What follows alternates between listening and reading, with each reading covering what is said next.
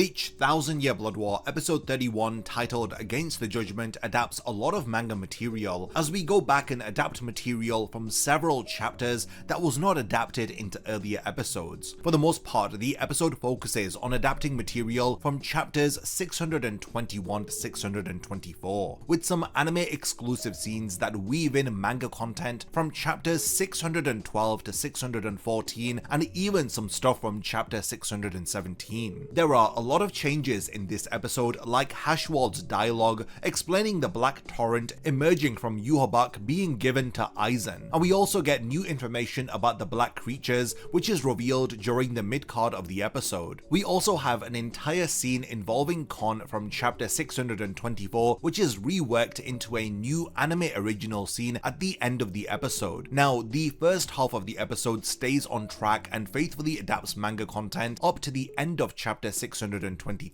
However, the second half reworks and restructures a lot of manga content in order to fit into the continuity of events of chapter 624, which is really interesting to see. I am honestly impressed with all of the changes here, as it has resulted in several anime original moments for Shunsui, including an amazing speech that he makes to rally the Shinigami as they prepare to storm the royal palace. Now, be sure to stick around until the very end of this video, as I'll be discussing this week's post-credit scene, which has resulted in some scenes involving the Schutzstaffel being cut from the anime. There is a lot to talk about, and I don't want to give too much away for the intro of the video, so without further delay, let's dive into my manga versus anime analysis of episode 31. Now, lastly, I will be refraining from talking about scenes which are one-to-one adaptations from the manga, and I will solely be focusing on what has been cut, changed, and added to the anime. We got really tired of the same old boring anime shirts, so we decided to launch Getsuga.com with the aim of creating designs inspired by our favorite anime and manga. We came up with designs that look cool and represent all of our favorite stories. Check out the latest Instinct collection, which features some amazing designs like this Frosted Heavens design inspired by Toshiro Hitsugaya, or this Instinct design inspired by Hollow Ichigo, and my personal favorite, which is the Heart design, which was inspired by Ukiura Shifa. Do not miss out, go to Getsuga.com and wear your favorite stories. The episode begins by adapting all of chapter 621 before the opening song, but there are some notable differences. So the first two pages of chapter 621 are not adapted in this episode, and this is where Mimihagi disappears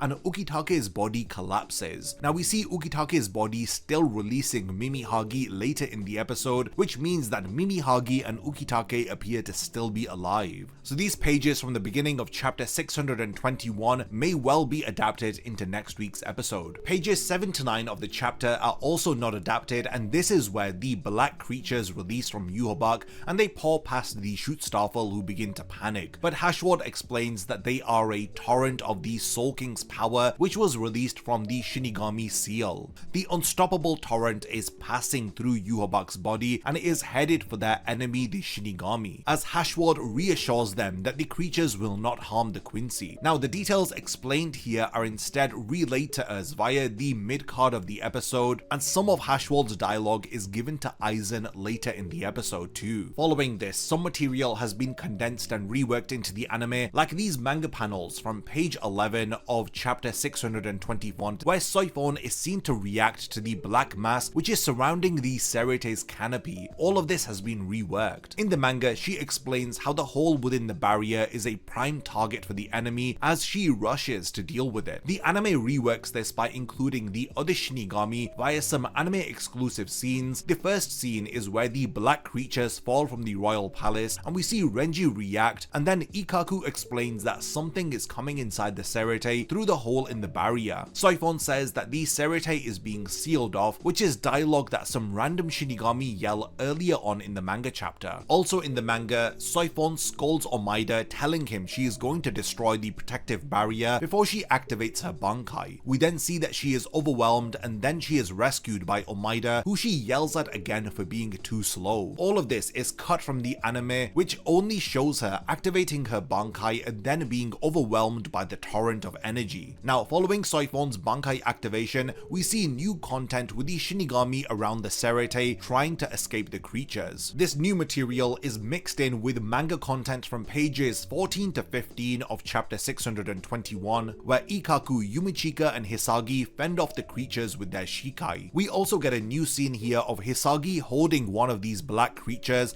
and we see its teeth as he explains that it is biting him. The anime then cuts a manga panel of dialogue from Ikkaku, who comments on how the torrent of black creatures is endless, and how at this rate they will never get around to destroying the canopy. The rest of the chapter is faithfully adapted into the episode as Aizen arrives and crushes the creatures, making his smug remark before we cut to the opening song. After the opening, we begin with material from chapter 622 with Aizen congratulating Rukia on becoming a lieutenant. This chapter is adapted faithfully into the anime, aside from the last page where there are some alterations. In the anime, after Aizen releases his spiritual pressure to destroy the canopy, there is some cut content where Rukia tells him to stop as the spiritual pressure the Shinigami have collected is being scattered. In the manga, the Shinigami have already started creating the gate, but in the anime they haven't. The anime alters this by giving some of Hashwald's dialogue from chapter 621 to Aizen, as Aizen explains the black creatures as being an overflow of Yhwach's power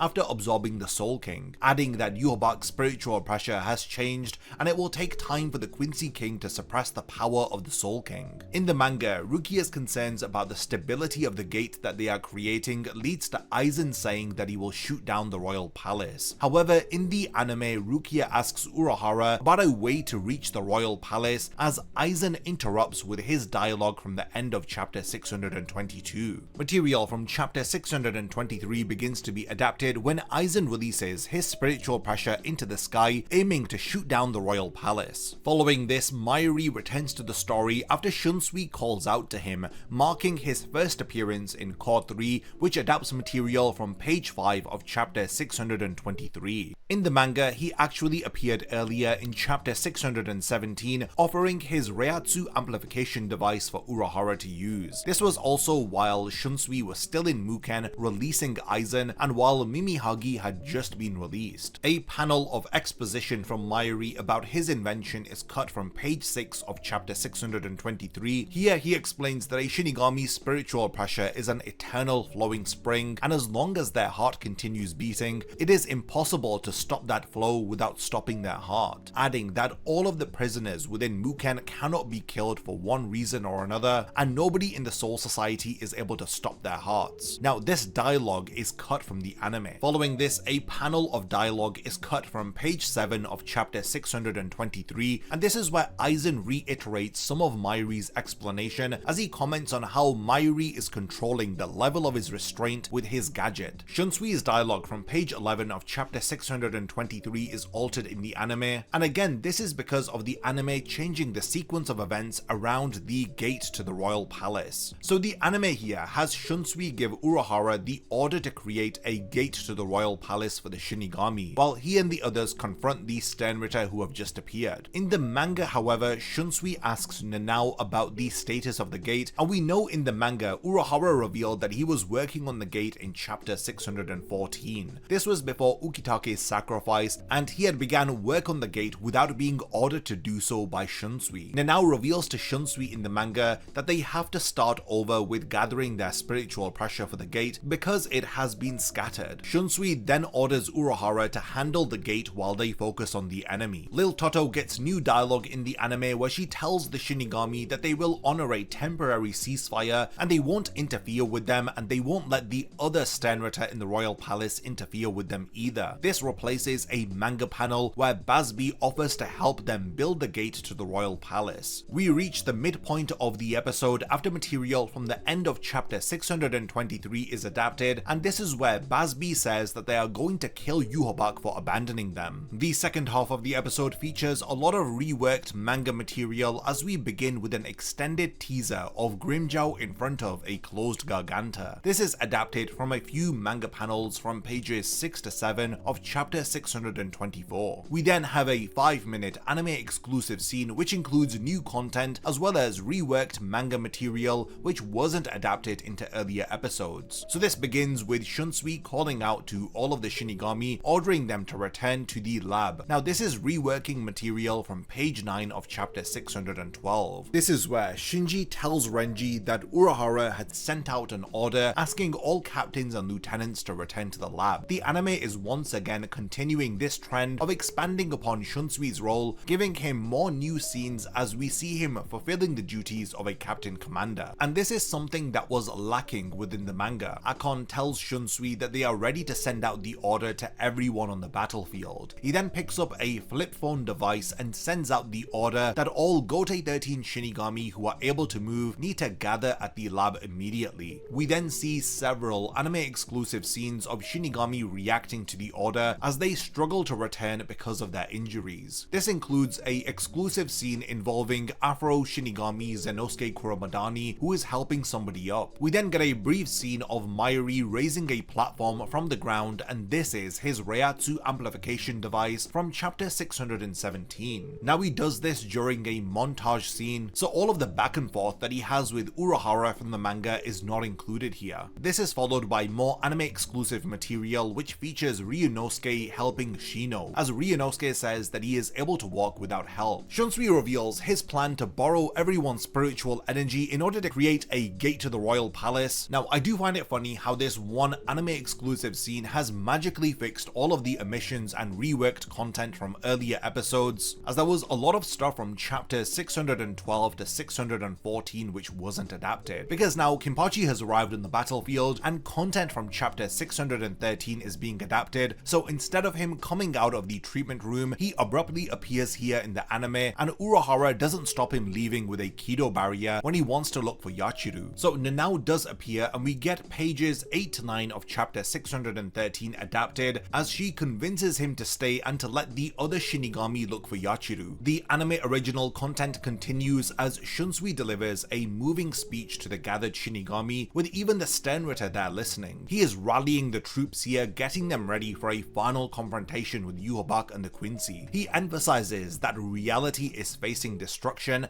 and they don't know the status of Ichigo and the others or Squad Zero. Despite this, their goal is to stop Yhwach. It is time to put their differences aside and to fight for the sake of the world. He says that there is no future for the Gotei 13 if they don't put their lives on the line to protect the world here. After Shunsui's speech, Urahara takes the stage and some dialogue from pages 5 to 6 of chapter 614 is reworked and included here, as Urahara explains to everyone gathered that they will create a gate that directly connects them to the royal palace from here. Now following this, the manga content featuring the Vizards from pages 1 to 5 of chapter 614 is adapted into the anime. Okay, so after this 5-minute anime exclusive scene, we return to material from the beginning of chapter 624 with Aizen recovering from Nanana's attack. We then have an anime exclusive scene showing the formation of the gate for the first time in the anime. Urahara then says some of his dialogue from chapter 614 which wasn't adapted into earlier episodes, as he speaks about how they can use the gate thanks to Ichigo, who has broken the barriers between the royal palace and the Soul Society. We continue with unadapted material from this chapter as Urahara warns them about the risk of not being able to return, because in the manga this happens before Ukitake's sacrifice. Ukitake's dialogue in the anime is instead given to Rukia, who explains to Urahara that Soifon's emotional outburst is because they all feel the same way.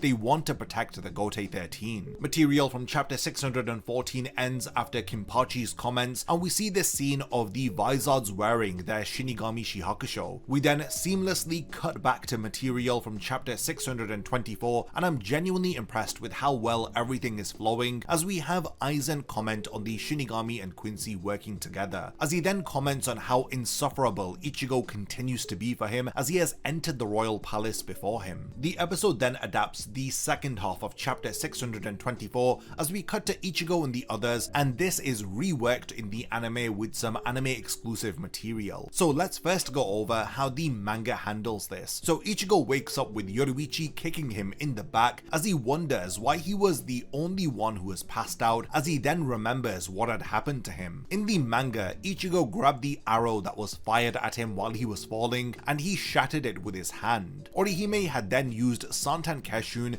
to grab Ichigo, Chad, Ganju and herself as they rapidly fall from the greater palace. Yoruichi is then seen as As she pierces the Santan Keshun in order to pull them up, now suddenly Kon appears in his muscular form, causing Ichigo to bang his head against Orihime's head, thus knocking him out. As we then learn that Kon has been hiding under Ichigo's Shinigami robe this entire time. Ichigo then grabs Kon and insults him as he threatens to transform into his muscular mode to beat him up. The anime reworks all of this as Ichigo gets up yelling Uryu's name. Orihime is thankful that he is okay as she collapses on him, saying that she is a bit hungry. Ganju explains that she has been tirelessly healing everyone without any break, including fixing up Yoruichi's arm and Ichigo's severe injuries that he had sustained from Uryu in the anime. Chad and Ganju wonder whether if Uryu really has betrayed them. Ichigo then sees a battered Kon in the distance as Orihime explains that Kon did a great job of saving him by puffing up into his muscular form and cushioning Ichigo's fall. Then in a really funny scene, they all pray for him to rest in peace as Kon yells not to kill him off without his permission. He goes on to explain that it was a good thing that he was hiding under Ichigo's robe as he was able to help him when he needed it. In a surprising turn of events, in the anime, Ichigo actually thanks Kon, but Kon argues that he is supposed to beat him up so that everyone then feels sorry for him so that his popularity can be boosted. This, in all honesty, is a really nice anime exclusive scene during the downtime, and I'm so glad that Kon got some appreciation here. We then return to content from pages 14 to 17 of chapter 624 as the episode ends with the return of Grimmjow, who appears from the Garganta. We then do get a brief post-credit scene in this week's episode which reworks some dialogue and manga panels from chapter 626 as Hashward reveals that Yhwach has absorbed all of the Soul King, who is now no more. This manga panel of the Schutzstaffel reacting to Yhwach's new appearance is also adapted. Before the post-credit scene ends, Hashward states that this is the dawn of a new world. Due to how much stuff is being reworked here, there are some omissions which have been left, which may or may not be adapted into future episodes, and I think that they are worth mentioning here. So since Yhwach has been revealed to have completely absorbed the Soul King now, it is safe to assume that the downtime that the Schutzstaffel had in the manga has been cut. In page 16 of chapter 625, we see the Schutzstaffel sitting on some sofas in a room while Yhwach is absorbing the Soul King. Lil Barrow wonders if they should be doing something, but Askin says that if they were to be on the same level as Yhwach, then they would be consumed by him. Gerard then comments on why the newcomer Uryu looks so worried as he reassures him that Yhwach will absorb the Soul King and come back stronger than ever. Uryu agrees as we then cut to some manga panels of the Soul King's empty crystal structure on the floor with Yhwach standing over it. In the anime, Yhwach destroyed this and absorbed the Soul King's body, which in the manga had seemed like he had absorbed the Soul King from within the crystal. So all of this does seem like it's been cut from the anime. In page 6 of chapter 626, Hashwald tells the Schutzstaffel that the Soul King is gone while they are sitting on the sofas in that room. But as we have just seen in the post-credit scene of this episode, the Schutzstaffel never left Yhwach, and Hashward tells them this while they are still standing in front of him. So this week's episode of the 1000 Year Blood War arc anime delivered another exciting blend of manga content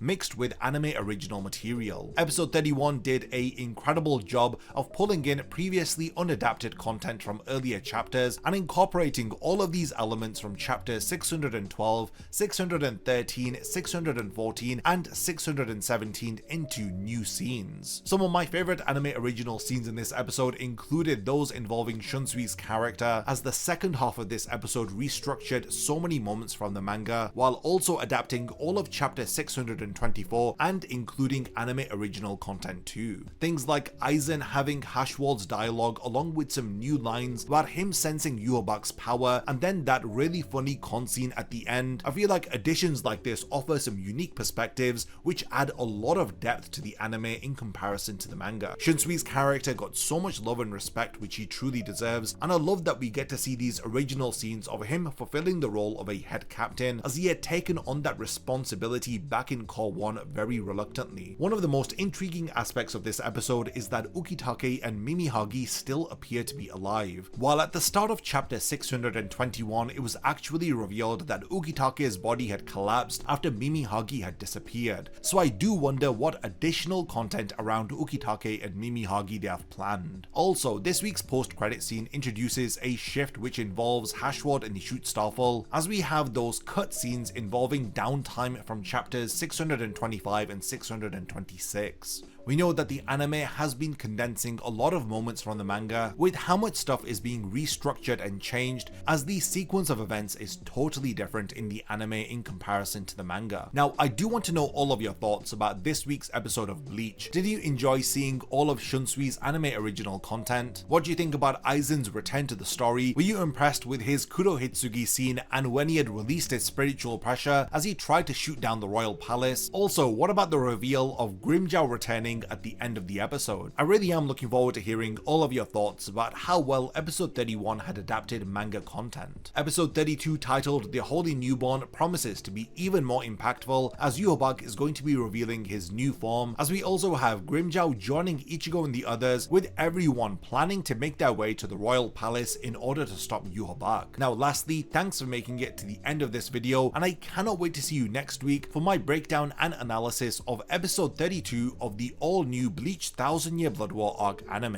A massive thank you goes out to all of my amazing Patreon supporters for helping to make this video possible. If you also want to support the channel and see your name in the end of my videos, then check out my Patreon, which has loads of perks like early video access and so much more. Thank you for sticking around till the end of the video, and whatever you contribute will mean a lot to me.